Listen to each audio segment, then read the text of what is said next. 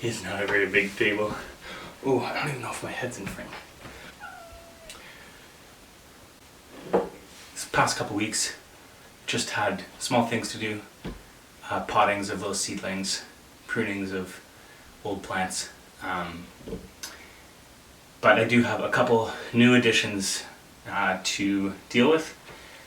These three I got from my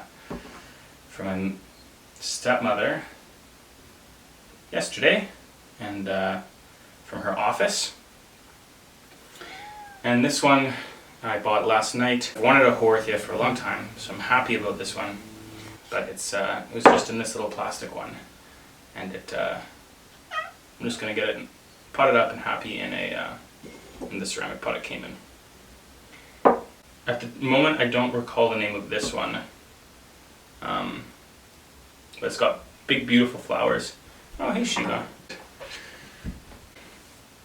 It's got big, beautiful flowers, and it's got a really neat little sort of cactus-shaped leaf. I like it a lot.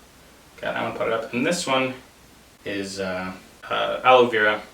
I've always grown up with the light green with white little dots and not very pokies. And this one is a little bit darker blue and has pokier pokies.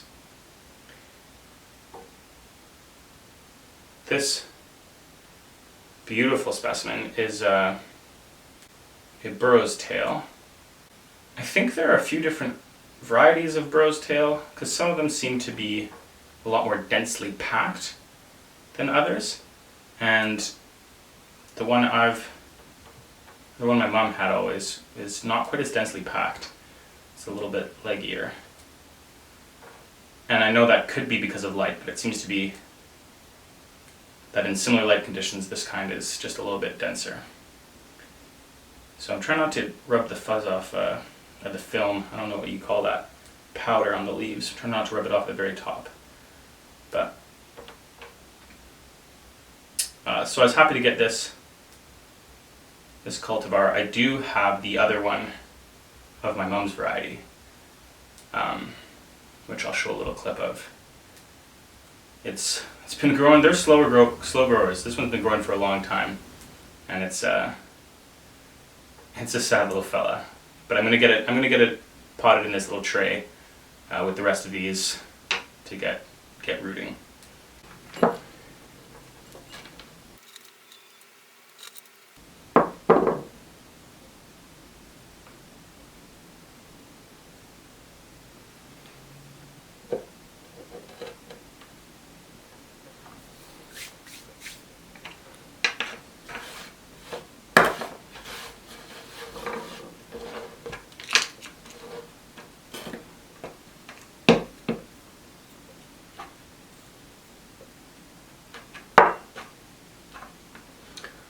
I'm not packing that down too hard, because I want it, when the leaves develop roots, I want it to be very easy for them to be able to work their way into the soil.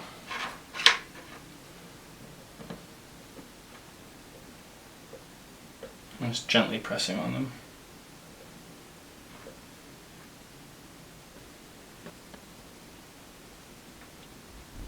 I was gonna stick this little guy in there too, but I don't think there's room.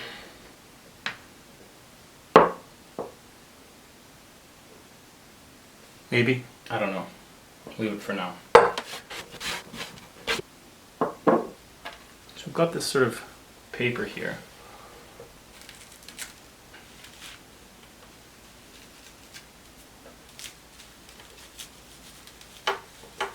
It's going to break up the bottom of the roots a little bit so there's more room to cover the surface of the roots.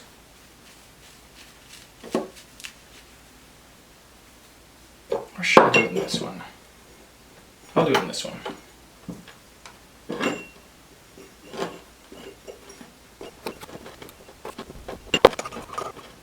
Oh, I forgot. The reason I didn't want to pot it in this one was because there's no drainage. With a terracotta pot this small, I'm not really that concerned with overwatering, because the terracotta draws the moisture out. There's not a lot of moisture in the pot because it's small to begin with, so it'll just evaporate fairly quickly. And you're not going to have this plant sitting in water for more than I mean, a few hours really, but definitely not more than a day, because it just dries up and evaporates so quickly. So I think that's fine. That's great.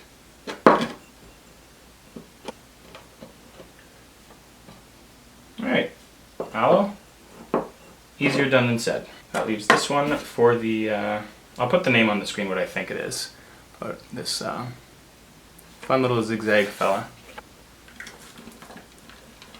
There were lots of leaves to choose from, but I chose this one because it already had some nice aerial roots forming at the base of the leaf, so that always sort of gives you a jump start on rooting. The parent specimen was not looking like the happiest plant in the world, so that gives you whatever the opposite of a jump start is. But I think it will be, I think it'll be just fine. Give it some sunshine, and it will be a happy camper.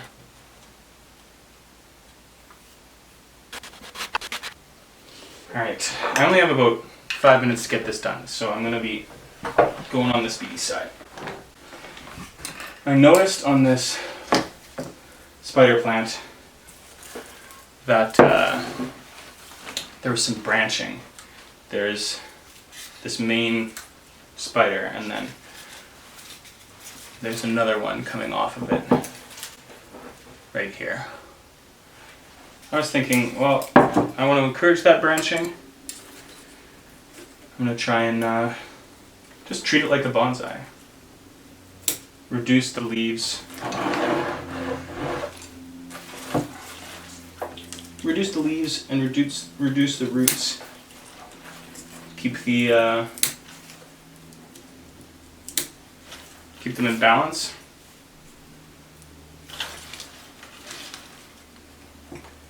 And encourage branching as much as possible.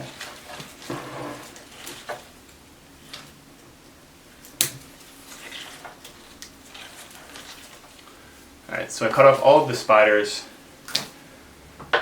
so that the plant, here, it's got some pretty sweet roots. There's a big void underneath the, it just sits, and there's a big void under there. It's pretty airtight, so the roots stay moist, but here we go. Slice of dew.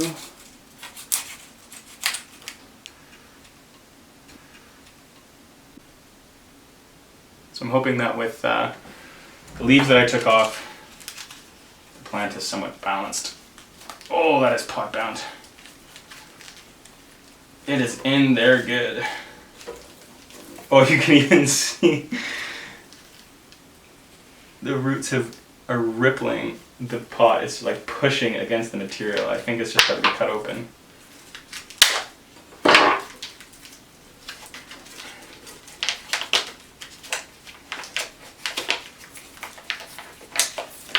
Wow, that is awesome.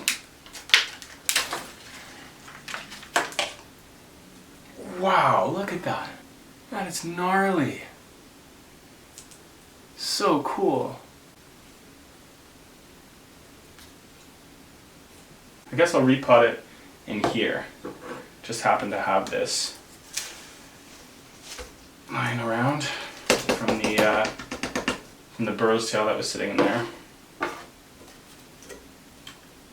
Wow, I don't even know what to do, but I'm running out of time, so I'm gonna rake it out a little bit, see if there are any minor adjustments to the roots I can make, and then pot it again. Too bad the soil is wet, that's a big downer.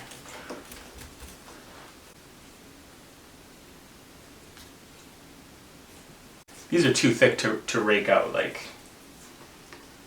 they're just a solid mass stuck in that form. You can kind of peel them out a little bit, but I think some of these big ones, the best thing to do is just cut them off where they get big and tuberous.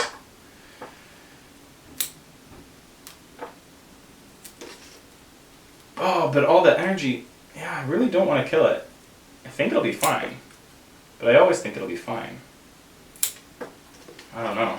I just really don't know. I'm encouraged that there's lots of these fine, so as long as there's lots of fine roots, it can drink up water, and there's still lots of leaves to create sugar, so it should still have all the ingredients it needs to thrive, but as you may have noticed, something has changed. Perhaps you guessed when I said I only have 5 minutes to do this repotting. I ran out of time. I just wrapped up the roots in some saran wrap to keep it wet. And I think I'm really getting to the point where I don't want to cut off too much more for fear of doing to this plant what I did to that coleus, that poor coleus. So I'm going to cut off a few more of these fat ones and then probably just stick it into some new soil.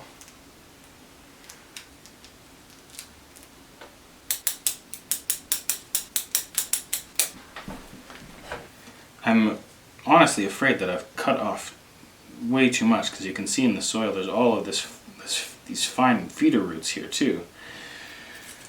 Oh boy, but I just couldn't resist chopping these huge ones off because I didn't want them.